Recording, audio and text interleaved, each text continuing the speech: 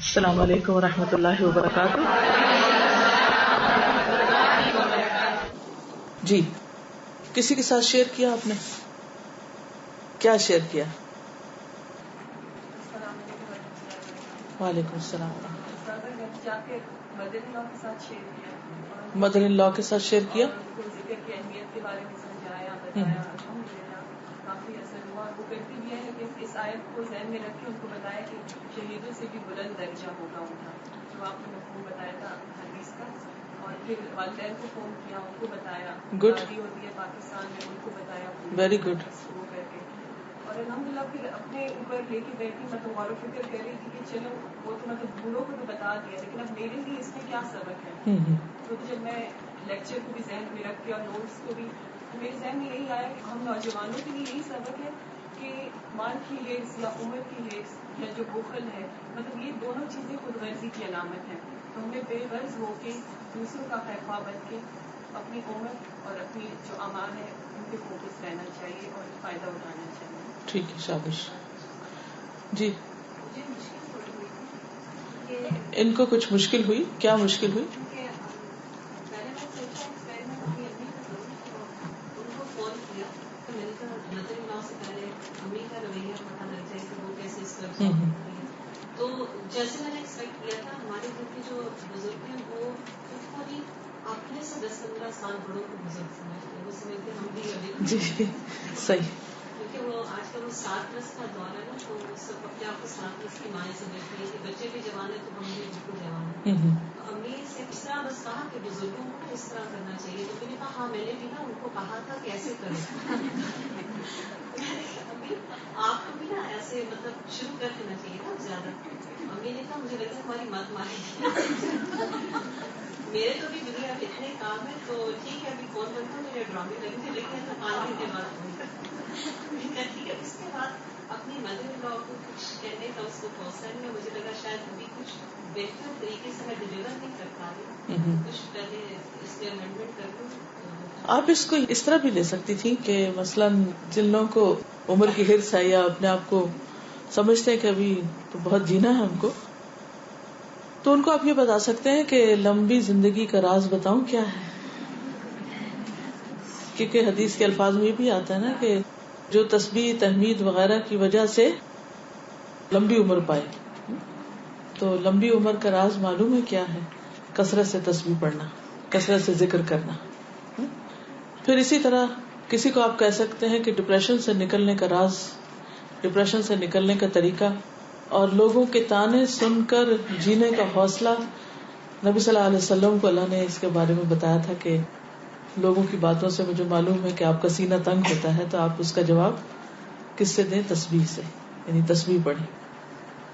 تو جب کسی کو یہ معلوم ہوتا ہے کہ یہ چیز اس کے فائدے کی ہے یا اس کو ہیلپ کرنے والی ہے, تو انشاءاللہ پھر اس کو زیادہ توجہ سے وہ لیں گے اور اس سے زیادہ شوق سے سنیں گے. اور تو جب بھی آپ کچھ بتانے لگے تو ایک طریقہ یہ ضرور کیا کیجیے کہ حدیث کے الفاظ پر دوبارہ غور کر لیں, نوٹس سارے ریوائز کر لیں, تیاری کر لیں, رب اشرح لی پڑھ لیں اور اللہ سے دعا کر لیں کہ یا اللہ مجھے یہاں ایسی حکمت سکھا کہ واقعی میری بات دوسرے کے دل میں اتر جائے.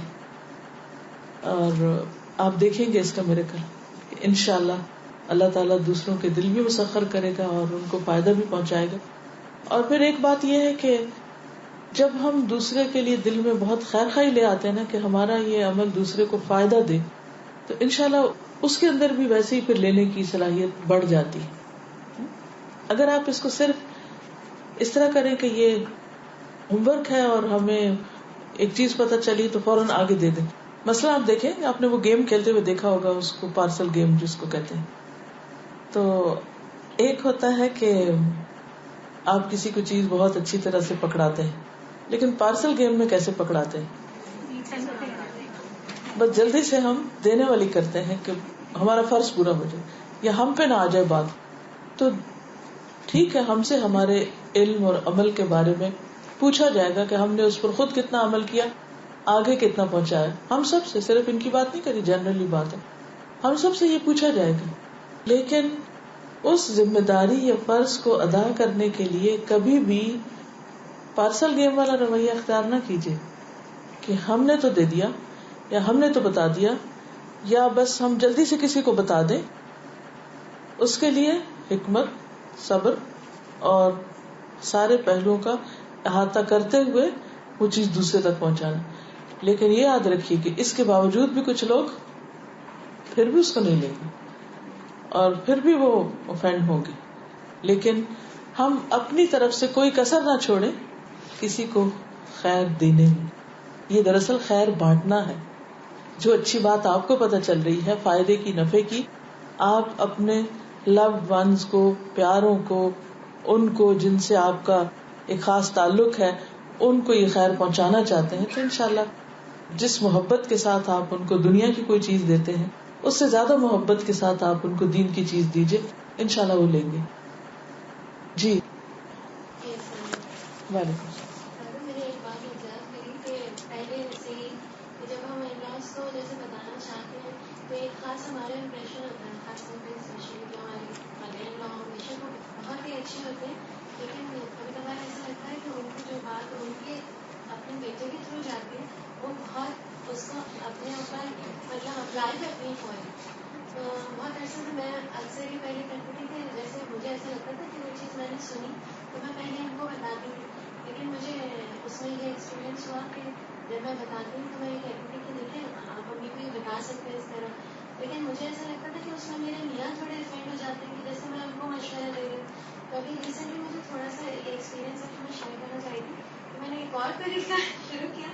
میں نے ایک چیز اس حدیث سے آبزرو کری کہ ہم میں سے بہت سارے جو مطلب ایجڈ ہو گئے جیسے امی وغیرہ وہ مس کرتے ہیں کہ سب لوگ ان کو ٹائم ہی نہیں دے رہے جیسے ہم لوگ یہاں ہیں.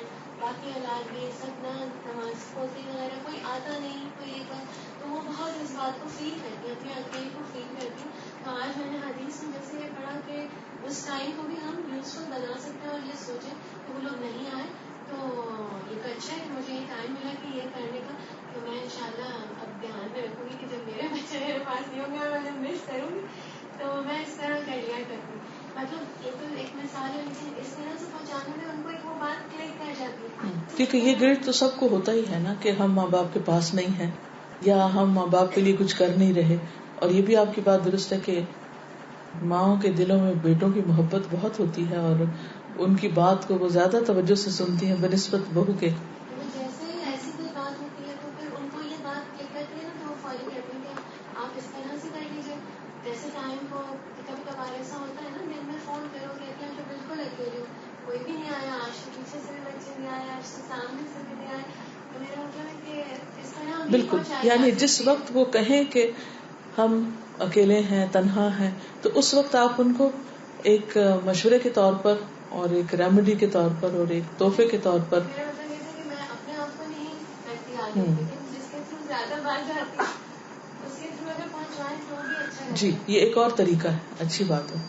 سبحانک اللہم وبحمدک نشہد ان لا الہ الا انت نستغفرک ونتوب الیک. السلام علیکم ورحمۃ اللہ وبرکاتہ.